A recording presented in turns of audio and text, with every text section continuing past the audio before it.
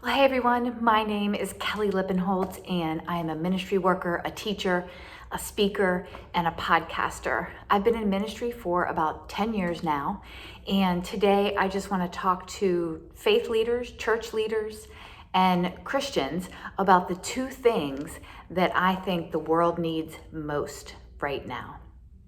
So imagine with me a church that is the most loving place on earth, where every person is able to slow down enough to be with God and listen, where every member is intentional about pursuing Jesus.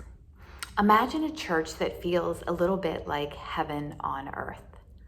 Imagine a church that loves like Jesus loved. How many people in your life love you like that, like Jesus loved? How many people love you unconditionally or close to that? Well, the answer is probably a handful of people, maybe your parents or your kids or a few friends.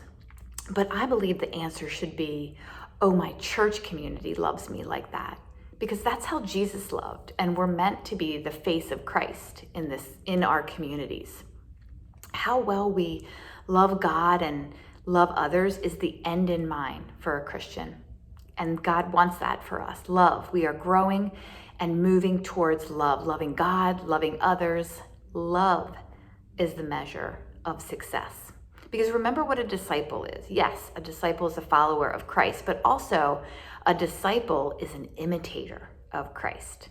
So let me set this scene for you. Jesus and his disciples had just finished the Last Supper. And Jesus had washed the feet of the disciples. He had predicted Peter denying him. He had predicted Judas betraying him. And he says this, "A new command I give you, love one another as I have loved you, so you must love one another. By this, everyone will know that you are my disciples if you love one another." Love is the measure of success. People will know that we are trying to be different, that we will love them by our love. It's how we disciple others. And our churches should want to create a culture of love. And culture is just how we behave. How do you behave when you're offended? With love. How do we behave when someone hurts us? With love. How do we behave when we get blamed for something that's not our fault? With love. Yeah, it all sounded good till I started giving practical examples, right? Well, they will know us by our love. That's the job of the church. You know, last year I started out the year really wanting to go in a new direction. I'd gotten a new job, a leadership job, and it was difficult. I was managing people for the first time. And at home, I had teenagers and emerging adults. I had one in college. There were financial difficulties that were affecting my marriage, and it was just kind of a crazy time. Life was harder than I ever remembered it being, and I was reacting to that poorly. And the way I was reacting was by jading. Do you know this acronym? JADE, Jade, judging, arguing, defending, and explaining. That's what I was doing. Every time there was conflict, my initial reaction was to jade, mostly to be defensive. And I wondered why I was doing this. I didn't like it. I didn't like being someone who was defensive all the time. And so I just began this process of trying to figure out, why am I doing this and how can I stop? Because I don't like it. And so I kind of went on a healing journey where I thought, like, let me do a couple Bible study, a little quick Bible study on my Bible app to being defensive or being angry and reacting. And so I thought, like, I can do that. I'll heal myself. Maybe I'll go on a retreat and read a book about healing, and then this will all be over. Well, it didn't really work out that way, because we can't really heal ourselves just by doing a quick and easy Bible study. I'd probably spent 40 years building up this mechanism, this defense mechanism for when there's conflict. And I thought I was going to solve it in 1 year, just doing some quick Bible studies. So I was really missing something. And really what I wanted was to be transformed into love, right? And that's what we all want, because that's what God desires for us, a transformed heart, a character that is transformed, a personality that is transformed. I wanted to imitate the teacher. I wanted to be a disciple. So I wanted my heart and mind to be towards the Lord. And being angry and defensive was a heart and mind towards fear, not towards love. So I ask you in this new year, where's your heart and mind towards? Is it towards your marriage? Is it towards your kids? Are you thinking about loneliness? Are you thinking about how you can do it all? What direction are you headed this year? And can I challenge you to head towards a direction of being transformed into love? Now, I knew that my healing, I knew I was missing two big things is what I discovered. And they're huge, huge things. I was not going to be able to heal or achieve what I wanted to achieve without these two things. The first one is community. Community. You know, churches, most, I think, want a transformed community, one in which we are seen as the most loving place on earth. If the church isn't the most loving place on earth, then where would be the most loving place on earth? So I want to be part of a community that is growing, that is vulnerable, that is willing to lean into conflict, but in a healthy way. I want a community that's growing in discipleship, where leaders love each other and lead out of their vulnerabilities instead of out of power or acknowledgement. And, you know, some churches are probably doing this really, really well. In the post-COVID world, we are seeing some revival of the church.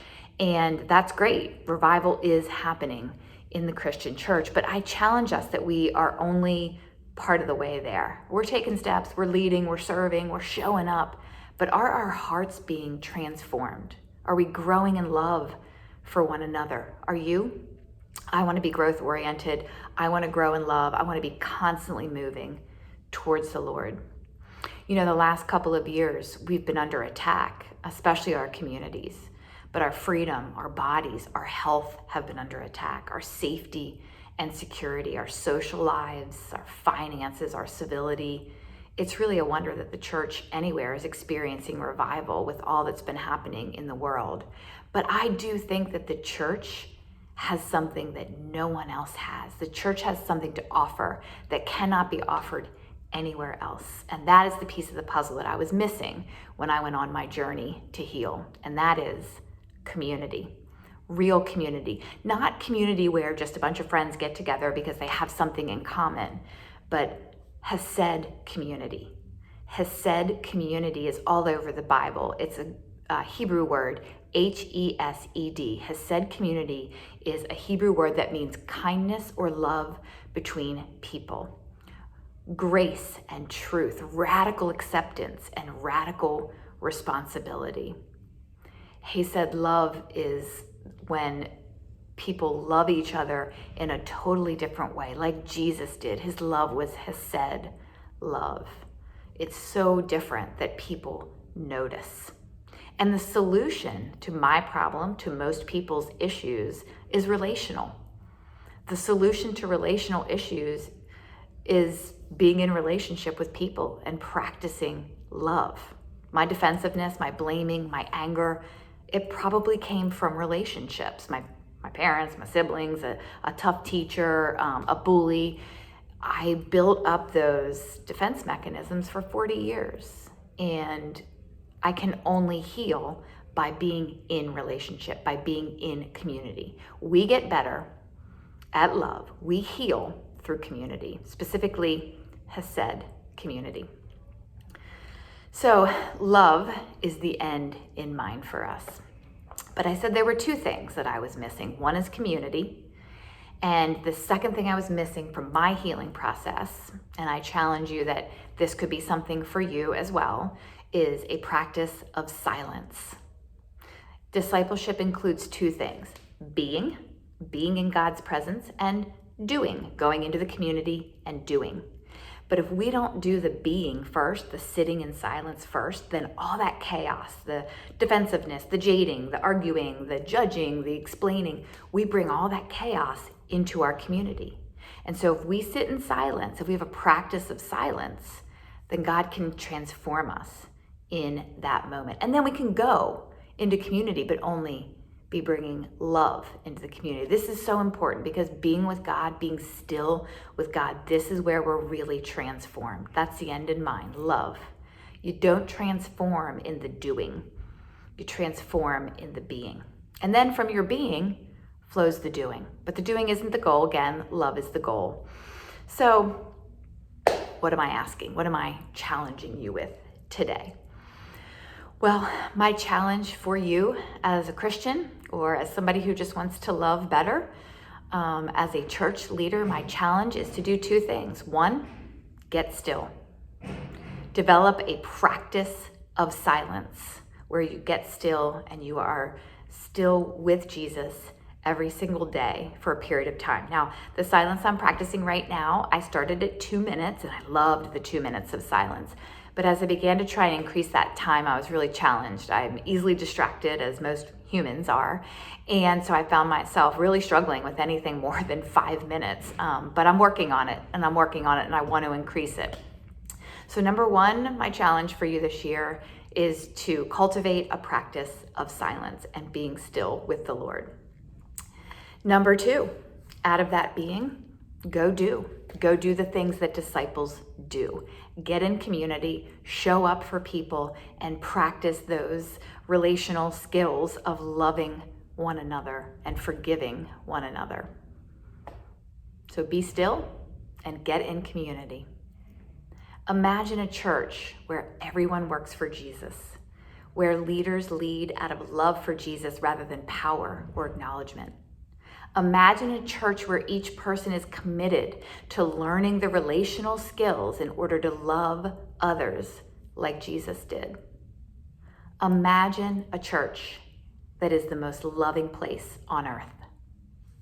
You know, a year from now, I want you to ask yourself again, hey, who loves me unconditionally besides Jesus? And I hope and I pray for you that that answer is, oh, my church community loves me like that. Well, thanks for listening, guys. Again, my name is Kelly Lippenholtz. I've been working in ministry for 10 years. I help faith leaders transform their ministries and their teams into irresistible disciples of Christ. I love talking to church leaders about discipleship, healthy communication, purpose-driven lives, and even time management in ministry, which can be very tricky. Check out my website, and if there's an opportunity for us to partner together, I'd love to hear from you. I'm at kellylippenholtz.com. It's KELLYLIPPENHOLZ. There's no T in Lippenholtz, even though there sounds like there's one. So kellylippenholtz.com. Thanks again for listening. Have a great 2023.